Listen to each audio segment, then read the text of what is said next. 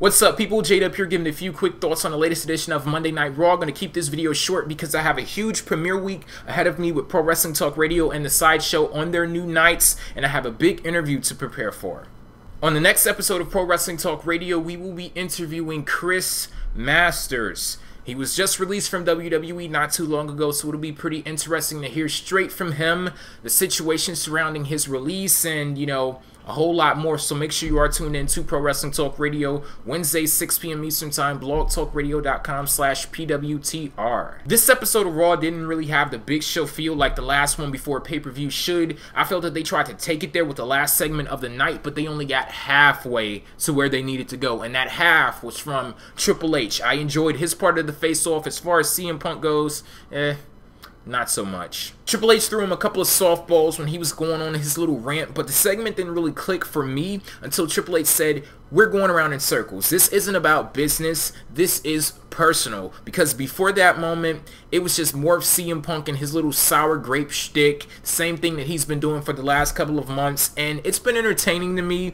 All of the past time that he's done it, especially that first time, because there was just something so special about that, because we don't usually see things like that on WWE TV, people speaking so candidly like that. But tonight, for whatever reason, it just did not sit right with me. Maybe the chemistry is kind of off between Triple H and CM Punk. Maybe it didn't feel right because they were thrown for a loop with them having to book this match so early, so they're doing too much too soon. But I don't know, something just did not sit right with me with CM Punk and his performance in that last segment of the night. Before that moment with Triple H saying that this is personal and I'm going to kick your ass, you wouldn't have even known that they had a match this Sunday. The problem was, and Punk specifically said this himself, he wasn't talking to Triple H, he was talking to Paul. He wasn't talking to the wrestler, he was talking to the owner of the company's son-in-law. And honestly, that took away from the segment for me, because there's only so much that you can do, because this is professional wrestling. Like let's face the facts. It's only so much that you can do with the quote-unquote realness and the quote-unquote reality era, because like I said, it is professional wrestling. So Mr. Break the Fourth Wall, wink wink at the camera, there's only so much you can do before the wheels fall off. And yeah, tonight, I felt like we kind of reached that point. Is it just me, or is the WWE champion kind of... Now, I don't want to say irrelevant, but it's just he's not as important as he should be. And I know some of y'all are going to say irrelevant, but, you know, I'll leave it at that. He's just not as important as he should be. It's like he's becoming the exact opposite of what I expected from him as WWE champion. A couple of weeks ago, I was talking about how much I was anticipating his title reign, Alberto Del Rio as a dominant heel world champion, something you don't really see lately in WWE, and we're not seeing it lately with Alberto Del Rio either.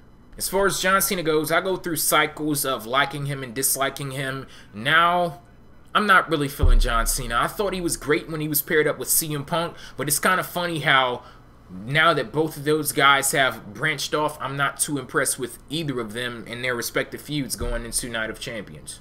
Let's see, what else happened on Raw? We had a couple of matches. Randy Orton, the World Heavyweight Champion, versus Intercontinental Champion Cody Rhodes. I was shocked to see Cody Rhodes actually pin Randy in that match. And as far as what happened after the match, I can tell somebody in the WWE creative team listening to the last episode of PWTR, you're welcome. The Miz, R-Truth, they're going into Night of Champions, challenging the WWE Tag Team Champions with a bit of momentum. The Miz defeated Kofi Kingston. I was a little nervous, like I said before, about this team, the Miz and R-Truth pairing up, but I'm not really just really enjoying it. I'm loving this team together. They work so well together, and they are like a highlight of my week each and every week when I see Miz and R-Truth on the screen together. And I never thought in a million damn years I would be saying that about R-Truth, but if anybody could bring R-Truth up and have him at the mountaintop, it was The Miz, so there you go. I'm liking the build-up with